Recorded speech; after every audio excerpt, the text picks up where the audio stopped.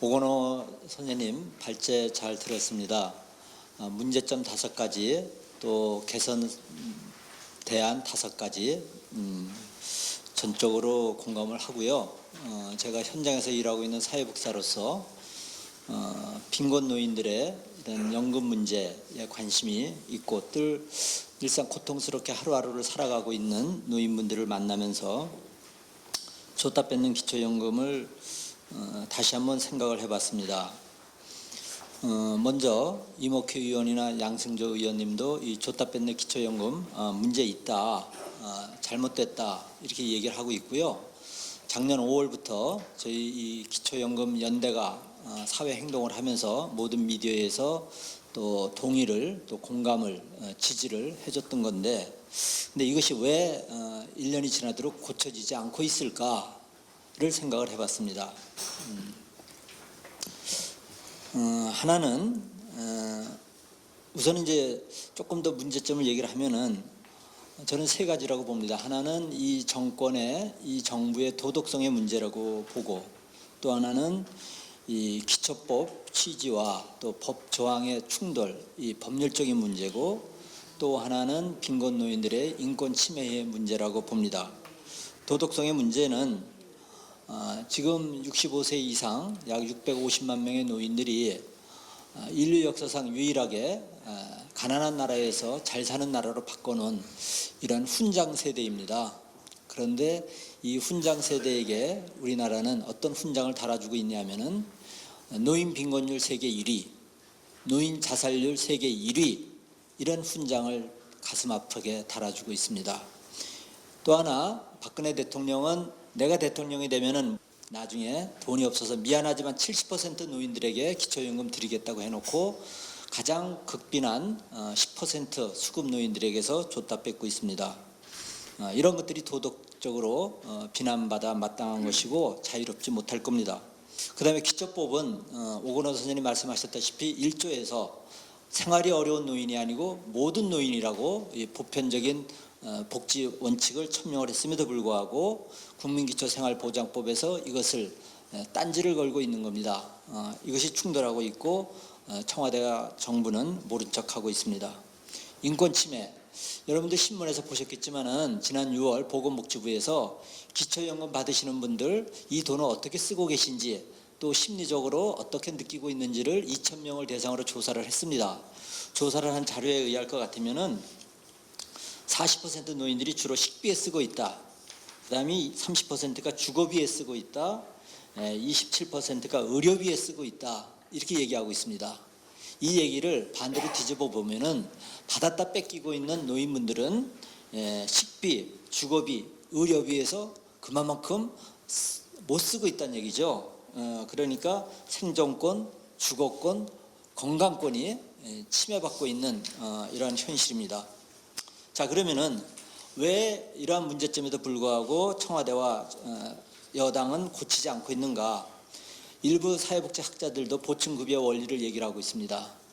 이것이 학문적인 논리로 설명이 돼야 되는 것인지, 아니면 사람이 살아가고 있는 삶의 모습, 그 현장을 보고서 우리가 판단해야 되는 건지는 또 다르다고 생각을 하는 거죠. 또 이제 돈이 없다, 9천억이 없다 이런 얘기를 합니다. 70% 노인에게 주고 있는데, 그렇다고 하면은 위에 70%를 60%로 조정을 하고서 그걸 가지고 10% 노인에게 줄 수도 있습니다. 돈이 없다고 하는 건 역시 또 말이 안 되는 것이고, 그러면은 문제는 이목희, 양승조, 또 최동익 등등 해서 4명의 야당 의원이 이 기초법 개정에 대해서 발의를 했어요. 국회의원 4명이 법 개정 발의를 했는데 왜 국회에서는 이거 꿈쩍도 안 하고 있는가? 일단은 청와대하고 여당은 무시하고 있는 거죠. 그럼 야당은 의지가 있는가? 4명이 발의를 했습니다마는 야당 전체가 이거 우리 의원들이 발의했고 이거 잘못된 거니까 우리 힘을 뭉쳐서 이거 어떻게든지 고쳐야 되겠다. 지금 국회에서는 추경 예산 다루고 있지 않습니까? 추경 예산 다루고 있는데 이 9천억 원 추경에다 집어넣어 가지고 이거 해야 되겠다 라고 의지가 있으면은 저는 할 수 있다고 봅니다. 근데 4명의 야당 의원은 개인적인 관심과 뜻이 있지만은 야당 전체는 관심이 없다고 생각을 합니다. 그러니까 당 차원에서 움직이고 있지 않는 거죠. 그래서 제가 얼마 전에 야당의 중진 의원을 만나봤어요. 왜 의원들이 개정 발의를 했는데 당에서는 안 움직이냐? 그랬더니 이분이 오프 더 레코드 그런 분위기에서 얘기를 합니다. 뭐냐면은 우리가 힘을 모아서 이것을 개정한다 하더라도 다음 선거에서 노인들은 이것을 민주당이 했다고 생각하지 않고 역시 박근혜 대통령의 성덕으로 이것이 다시 주어지게 됐다라고 생각을 해서 그쪽으로 표가 갈 거다. 결코 우리가 야당이 노력을 해서 이걸 고쳐놔도 노인표는 야당으로 안 올 거다. 그러니까 야당에서 이것에 승부수를 걸 명분이 없다. 이런 얘기를 하기도 했습니다. 일리가 있죠. 근데 그런 사고방식을 갖고 정치해 갖고 과연 이게 집권을 할 수 있을까? 그럼 표에 이해득실을 따져가지고 정치하는 사람들이 많은 국민들을 감동시켜가지고 집권할 수 있을까? 씁쓸한 생각이 듭니다. 자, 그러면은 마지막으로 앞으로 이것을 어떻게 할 것인가 시민사회에서 또 사회복지사들 생각을 해봅니다. 송파 세모리 사건처럼 수급노인들이 고독사를 하고 또 수급노인들이 분신자살을 해야 이것이 해결될 것인가. 너무 이런 참사를 결국 시체장사하는 것처럼 하는 건 바람직하지 않다. 저희 사회복지사들은 오늘 아침 한겨레 신문에 이면에다가 줬다 뺏는 기초연금에 대해서 모금을 해가지고 이거의 부당함을 규탄하는 그런 광고를 했습니다. 현장에 있는 사회복지사들은 노인들의 인권 침해 또 정권의 도덕성을 끈질기게 물고 늘어질 것이고요. 그리고 노인 당사자들이 이 법에 대해서 국가의 상대로 소송하는 것도 준비를 하겠습니다. 이 문제가 해결될 때까지 현장의 사회복지사들은 포기하지 않고 중단하지 않고 문제 해결될 때까지 노력을 하겠습니다.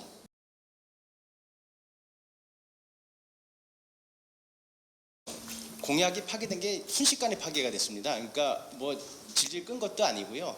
선거 끝나고서 인수위원회가 꾸려지면서 바로 공약과 전혀 다른 그런 기초연금안이 설계가 됐죠. 그런데 지금 우리가 보고 있는 기초연금안이요, 인수위회에서 처음부터 구상했던 게 아닙니다. 그게 몇 번 바뀌어요. 몇 번 바뀌어가지고 2013년 연말에 정부 최종안이라는 게 만들어지는데 그만큼 급조된 겁니다.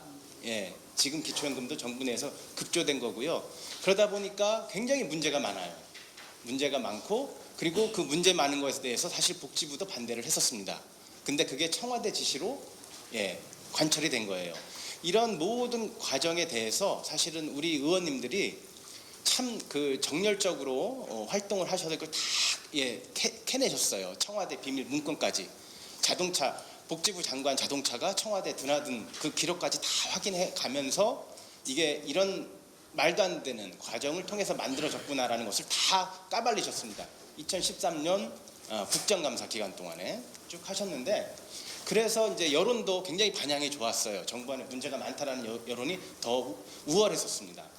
그런데 이 대통령 제왕적 대통령제라고 해야 되나요? 이 우리나라의 이 정치 구조상 이 정권이 대통령이 밀어붙이겠다라고 하면요, 야권이 못 막습니다.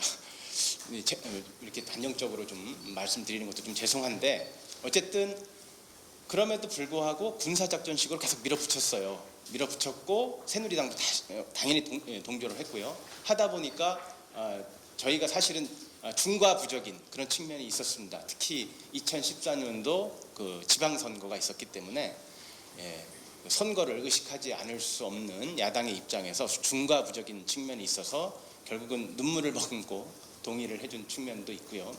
또 하나 어떤 또 저희가 생각을 했냐면, 사실 내부적으로 아까 오건호 박사님도 말씀을 하셨습니다만은 굉장히 문제가 많은데 단기적으로는 그래도 조금 인상 효과가 있어요. 그러면 그나마 한 몇 년 사이에는 그 문제가 아주 본격적으로 발현되지는 않으니까 부족하나마 어르신들한테 조금 더 혜택을 가게 한 다음에 다음 총선과 대선이 있으니 총선과 대선에서 다시 우리가 이 공약을 제일 공약으로 내세워서 국민들의 심판을 받아서 원상복구시키면 되지 않겠느냐. 이제 이런 생각을 했던 겁니다. 그런 생각에 바탕을 해서 눈물을 머금고 저기를 했던 거고요. 국민들한테 저희가 그렇게 약속을 해드렸어요. 약속을 했습니다. 다음에 반드시 정상화시키겠습니다.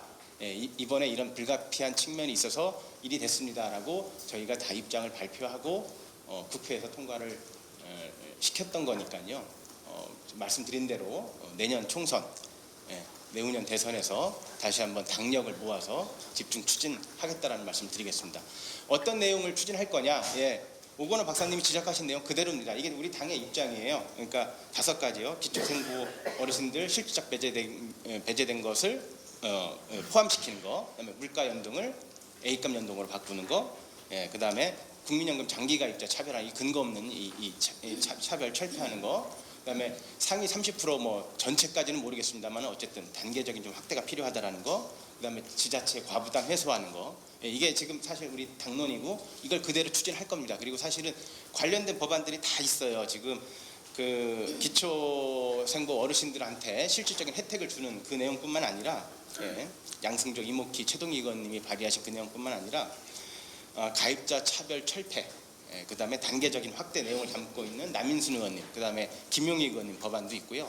또 지자체 부담을 해소시키는, 그러니까 중앙정부 부담을 늘리는 거죠. 이것을 규정한 또 우리 김성주 의원님 법들도 다 있습니다. 다만 이 5가지가 다 문제인데 가장 저는 시급하게 보는 게 기초생보 어른들의 배제, 그 다음에 국민연금 가입자에 대한 차등, 이게 가장 큰 문제라고 봅니다. 기초생보 아까도 말씀드렸습니다. 보충성 원리를 얘기를 하는데요. 사실 굉장히 형식 논리입니다. 보충성 원리라는 건 뭐 인정할 수 있어요. 그런데 우리나라 최저생계비, 그러니까 지금 기초생보 급여 수준이 최저생활에 전혀 미치지를 못하거든요. 그런 걸 줘놓고 이걸 줬으니까 그만큼 깎겠다라고 한다는 것은 이거는 이런 형식주의도 이런 형식주의가 없습니다. 이거 말도 안 되는 거고요. 근데 사실은 이것뿐만 아니라 지금 어떤 일도 벌어지고 있냐면요. 지자체에서 기초연금 갖고 부족하니 우리 지자체는 돈을 좀 아껴서 어른들한테 장수수당, 효도수당 이런 명목으로 좀 몇만 원씩 얹어주겠다라고 하는 이런 또 기특한 지자체가 이렇게 나오고 있어요. 근데 그걸 또 막고 있어요. 정부가 막고 있습니다. 이게 비유를 하자면요. 예컨대 겨울을 나기 위한 식량으로 김장 10포기가 필요한데 A라는 제도에서 5포기 주고 B라는 이제 제도에서 5포기를 주면 10포기가 맞잖아요. 그런데 A에서 5포기 줬다고 해서 B에서 5포기 주는 것을 못 주게 하는 거랑 똑같은 거예요. 지금 정부가 이런 짓을 하고 있는 겁니다. 어쨌든 이 문제 하고요. 그 다음에 기초연금은 여러 가지 의미가 있습니다만은 국민연금 소득대체율을 깎은 것을 보전하는 그런 반대급부의 성격이 있기 때문에 국민연금 가입자들을 차등할 전혀 이유가 없습니다. 오히려 더 철저하게 잘 보장을 해줘야죠. 마지막으로 이 말씀을 드리겠습니다. 아까 이제 그 얘기인데요. 야당의 역할을 많이 주문하셨어요. 우리 법을 많이 발의하잖아요. 법을요. 설령 여당 의원들도 우리 당 야당이 낸 법안에 대해서 찬성을 한다고 하더라도요. 예산권, 돈줄을 쥐고 있는 정부가 찬성하지 않으면 법안 통과가 안 됩니다. 법적으로. 안 돼요. 그러니까 국회의원들이 맨날 싸우는 거예요. 정부나 이런 데는 정쟁한다고 그러죠. 싸울 수밖에 없어요. 악을 쓸 수밖에 없습니다. 법안을 아무리 발의를 하면 뭐예요? 정부가 돈 들어간다고 동의 안 하면 돈이 들어가지 않는 돈이 들어가지 않는 법은 정부가 동의 안 해도 괜찮아요. 근데 돈이 들어가는 법은 정부가 동의를 해야 됩니다. 그러다 보니까 법안 통과가 굉장히 어려운 거고 정부가 목줄을 꽉 쥐고 있는 거예요. 그러니까 저희들이 악이 바치고 저기에서 싸우는 겁니다. 그런 측면이 있다. 좀 사실 부끄러운 얘기인데요. 그런 국회가 그렇게 야당이 그렇게 이렇게 원천적으로 힘을 발휘하기가 굉장히 어려운 상황이다라는 말씀을 드리고 따라서 사실은 이런 문제를 근본적으로 바꾸는 방법은 사실은 뭘 하나하나 싸우기보다는 사실 정권이 바뀌어야 돼요. 정권이 바뀌어야지만 이게 사실 모든 문제가 다 해결될 수가 있습니다. 우리 기초연금 문제뿐만 아니라 복지에 관련된 이 문제들. 그래서 그런 부탁의 말씀을 좀 드리면서 제 얘기 마치도록 하겠습니다. 제가 토론회를 여러 번 가도 이렇게 어르신들 많은 자리가 처음이라서 좀 떨리기도 하고 이렇게 많은 분들 관심 가져주시니까 또 청년 세대랑 같이 공적연금 강화하는데 또 크게 한 목소리 냈으면 좋겠다 이런 생각이 듭니다. 아까 오건호 선생님께서 발제하실 때 이제 58세는 이제 기초노령연금 받도 못한다라고 했는데 저희 부모님 나이거든요. 그래서 저한테 좀 더 이제 부모님께 용돈 넉넉지 드리지 못할 것 같은데 좀 더 큰 자기 문제로 다가오는 것 같습니다. 작년 1년 전 좀 한 4월부터였던 것 같아요. 저희도 이제 기초연금이 이제 줬다 뺏는 기초연금이라고 해서 청년들도 이제 같이 여러 연석회의를 통해서 이제 기초연금 강화나 내실화를 통해서 얘기를 해왔었는데요. 어쨌든 지금 그 사이에 국민연금 개혁도 촉발되고 있고 여러 가지 공적연금에 대한 논의가 되고 있습니다. 아마 뭐 정권이 바뀌든 안 바뀌든 대선이 끝나고 나서면 굉장히 이 시기가 아주 중요하게 평가되지 않을까 해서 청년운동을 하는 또 주거운동을 하는 당사자로서 이 시기가 굉장히 무겁게 다가오는 것 같습니다. 그럼 사실 기초연금이라고 하면 대부분 이제 어르신들의 이슈인데 왜 청년들이 여기에 관심이 있나라고 생각하시는 분들이 많을 것 같아요. 저희도 이제 기초연금이나 국민연금에 대해서 목소리를 내면 왜 오지랖이냐 뭐 이런 식의 이야기들을 듣기도 하는데요. 사실 지금 어르신들의 오늘이 청년의 내일이기도 합니다. 그만큼 OECD 노인빈곤율이 이제 1위에 달하고 여러 가지 한국 사회의 징후들이 불안한 노후를 당연히 예상할 수밖에 없는 현실이 있는 것 같습니다. 근데 저는 이 불안한 노후가 어떤 양상으로 드러나냐 했을 때 주거 문제로 촉발된다라고 생각을 합니다. 지역사회에서 기숙사가 들어서거나 혹은 임대주택이 들어서면 굉장히 많은 반대를 하십니다. 2014년도에는 이제 구이동에 있는 1,400명의 청년들이 들어가 살 수 있는 기숙사가 주민반대로 무산되었고, 그다음에 경희대 역시 내용을 겪어서 약 1,000명이 되는 기숙사가 1년 정도 가량 중단되었습니다. 그리고 지금 고려대가 마찬가지로 몸살을 앓고 있고 신촌 지역의 이화여대 연세대 마찬가지입니다. 그리고 바로 어제 목동에 있는 행복주택이 무산이 되기도 했습니다. 저는 이런 장면에서 대부분은 임대업자들, 특히 소위 말하는 지역에 임대업을 하시는 분들이 불안한 노후를 상정하고 고작 원룸밖에 사업할 수 없는 현실이 굉장히 안타깝게 느껴집니다. 보통 이것들을 언론에서는 세대 갈등이라고 표현을 하죠. 하지만 저는 세대 갈등이다라고 단언할 수 없다라고 생각합니다. 한국 사회가 제도 밖으로 밀려난 시민들이 어떻게 싸우는지 그대로 눈뜨고 보고 있는 게 바로 저는 대학교 기숙사 혹은 임대주택을 둘러싼 갈등이지 않을까 싶습니다. 전 이런 점에서 한국 사회가 어떻게 더 지속 가능한가라는 생각들을 하게 됩니다. 분명히 제도가 반쪽, 국민연금의 절반이 사각지대에 달하고 기초연금에 계속해서 부실한 점을 통해서 제도의 반쪽이 될 수밖에 없고 더 밀려나는 현실들이 지금의 상황인 것 같습니다. 청년들의 얘기를 좀 더 하다 보면 지금 고용률이 40.7%입니다. 정규교육기관에 다니는 학생들이 있다라고 생각을 하더라도 미취업 청년이 60%에 달하고요. 대부분 졸업을 유예하는 상황이죠. 뿐만 아니라 주거 문제를 통해 살펴보면 청년 10명 중에 7명은 자기가 버는 월급의 30% 이상을 월세로 지출을 하고 있습니다. 비싼 월세만큼 좋은 집에 살면은 그나마 다행일 텐데 10명 중에 3명은 반지 하나 옥탑 그리고 소위 말하는 쪽방촌 같은 곳에 살고 있습니다. 이런 점에서 청년들의 지불 능력 향상 없이는 사실상 연금을 보험료를 내야 할 청년들 입장에서는 부담스러울 수밖에 없다라는 생각을 하게 됩니다. 저는 이런 점에서 분명히 기초연금을 비롯한 국민연금 또는 공적연금 강화라는 이름으로 사회적 대타협을 이뤄내야 한다는 생각을 하게 됩니다. 국민연금은 분명히 시간차가 있기 때문에 지금 저희가 보험료율 인상이라던가 혹은 소득대체율 인상에 대해서 합의했을 때 후세대를 고려할 수밖에 없지만 기초연금은 현세대가 부담하는 걸 잘 알고 계시리라 생각을 합니다.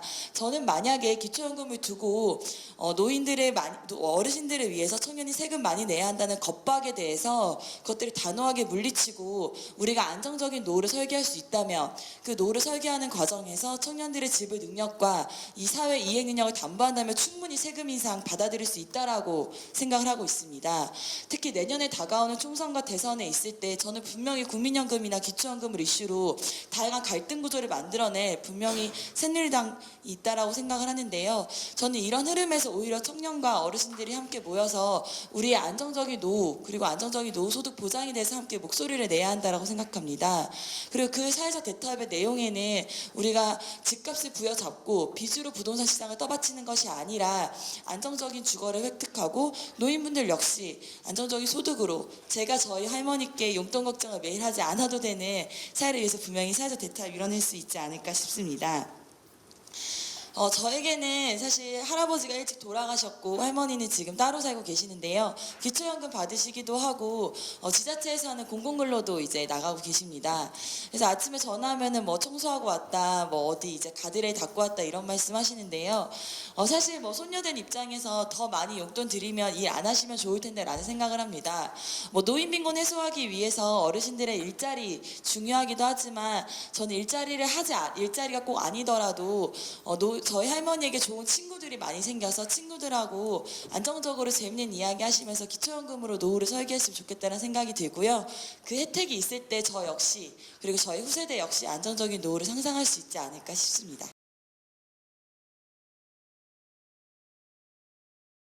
네, 뭐 이제 그 빈곤 노인들의 그 기초연금 배제 문제를 주로 말씀을 하시는데 오늘은 이제 기초연금 1주년 토론회고 전반적인 내용에 대해서 좀 저는 말씀을 드리고자 합니다. 앞에서는 이제 그 조답받는 기초연금 문제를 좀 많이 말씀하셨기 때문에 저는 그 이외에 크게 이제 오늘 발제자분께서 말씀하신 물가 연동, 지급 대상, 그리고 복지 증세, 뭐 기타 총 4가지의 사안을 가지고 제 생각을 간략하게 말씀드리겠습니다.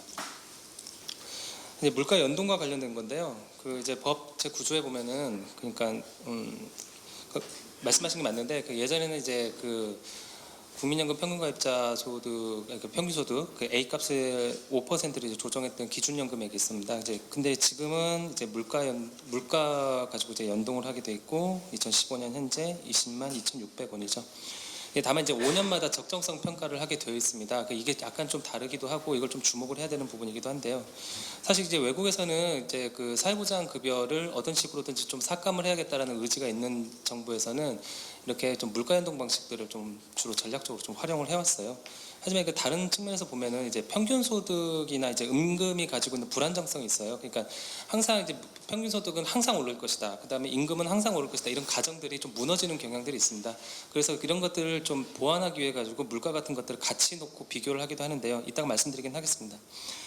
그래서 이제 그런 의미에서 이제 5년마다 기초연금 수급권자의 생활 수준이랑 뭐 A값 변동률, CPI 그러니까 물가 이런 것들을 종합적으로 고려해서 적정성을 평가하겠다고 한 이제 법 구조의 법 규정이 그렇게 부당하다고 좀 보기는 좀 어려울 것 같아요. 이제 물론 이제 급여 수준 면에서는 A값 가지고 조정하는 게 조금 더 높겠죠. 다만 이제 지금 뭐가 더 중요하냐, 핵심적인 게 뭐냐 그러면 A값으로 할 거냐, CPI 그러니까 물가 가지고 할 거냐, 막 선택을 어떻게 해야 될 거냐 이거 가지고 싸우기보다는 지금 더 중요한 게 이제 5년마다 한 번씩 하게 되는 이제 조정 방법인데요. 사실 이게 조금 약간 이게 제가 생각하기에 좀 더 독소 조항인데 그 구조에 보면은 정부가 종합적으로 고려하도록 돼 있어요. 도대체 종합적으로 고려하는 게 뭐냐? 그래서 이제 그 시행령을 봤더니 시행령에서는 그냥 언제 한다, 몇 월 며칠 날 한다, 몇 월 며칠 날 발표한다, 몇 월 며칠까지 조사한다, 뭐 이렇게만 되어 있고 방법에 대해서는 나와 있지가 않아요. 이거 누가 하냐? 정부가 한다는 거죠. 정부가 종합적으로 고려한다는 거예요. 2018년에 첫 평가가 시행이 되는데 이때 어떤 값 지금 상황이라면 정부가 맘만 먹으면 그냥 뚝딱뚝딱 해서 그냥 값을 만들어내면 돼요. 아마도 가장 낮은 값을 선택할 가능성이 있죠. 왜냐하면 지금 우리가 항상 이제 정부에 대한 신뢰성이 낮은 상황에서 그럼 정부는 어떤 선택을 할 거냐?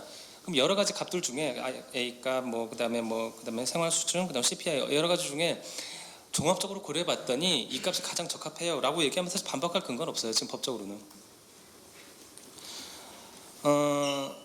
영국 그러니까 이렇게 기초연금의 적정성을 좀 보완하는 방식들이 있습니다. 뭐 예를 들어서 영국 같은 데는 이제 우리나라 기초연금 같은 게 있는데 트리클락 개런티라 그래가지고 그러니까 물가, 임금 변동 지수, 그다음 2.5% 이게 세 개 중에 보다 더 높은 지수를 선택해가지고 급여를 조정하게 돼 있어요.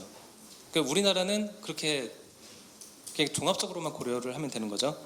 호주의 경우에는 연금 수급자 생활비 지수라는 게 있어요. 근데 이게 우리나라 물가 지수랑 좀 약간 비슷한데 이거를 반영한 급여액이랑 그다음에 남성 임금 근로자 평균 소득이 27% 중에 높은 급여액을 선택하게 돼 있어요. 여기 두 개 케이스는 높은 걸 선택하게 돼 있는 거고 우리나라는 그냥 종합적으로 고려하게 돼 있는 거예요.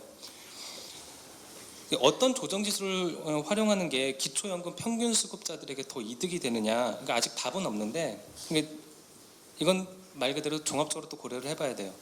근데 이제 다만 우려되는 거는 급여 수준을 결정하게 될 적정성 평가가 이제 5년마다 한 번씩 있는데 상당 부분 이제 권한이 정부 권한하에 놓여 있어서 분석 과정에나 그 결과를 전적으로 신뢰하기가 좀 어렵다. 그런 측면에서 이거는 국회가 좀 입법적으로 좀 보완을 하셔야 될 것 같아요. 그다음에 지급 대상 확대 관련해서 저도 이제 전적으로 동의를 하는데요. 저는 개인적으로 뭐 여러 가지 뭐 논의들이 있지만 저는 개인적으로는 그냥 모든 노인들한테 다 주되 그 상위 10% 어르신들은 뭐 캐나다에 사는 것처럼 조세 환수 방식으로 그냥 걷어들이면 좀 더 간단하지 않을까.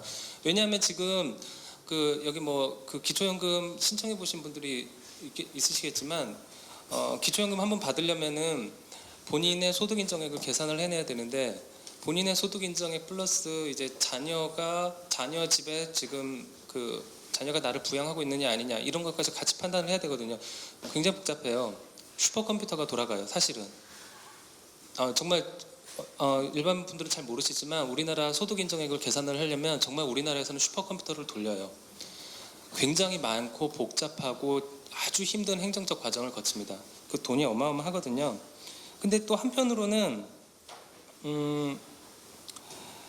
이제 막 이런 말도 있는 거예요. 저희 아버지 어머니도 그런 말씀을 하시더라고요. 그러니까 이거 기초연금 받으려고 재산을 뭐 명의를 이전을 하거나 아니면은 뭐 은닉을 하거나 사실 이거는 제도 그 노인들의 그 윤리적인 문제를 떠나서 이런 거를 좀 더 다르게 표현하면은 그 행동 경제에서는 굉장히 합리적인 행동이에요. 왜냐하면 제도가 그렇게 사람의 행동을 규정하거든요. 근데 이거를 계속 정부에서는 불법으로 규정을 하려고 해요. 그래서 정부랑 노인 간에는 내 재산이 얼마냐, 내 소득이 얼마냐를 가지고 계속 쫓겨요. 이런 거 안 하려면 그냥 묵지 따지지 말고 다 한 다음에 상위 10% 노인들한테만 세금으로 환수하면 간단해요. 그러면 행정비용도 줄어들고 노인들이 가지고 있는 그런 아주 특이한 제도적 행동 패턴 같은 것들도 좀 방지할 수가 있죠. 근데 정부는 좀 반대로 움직여요.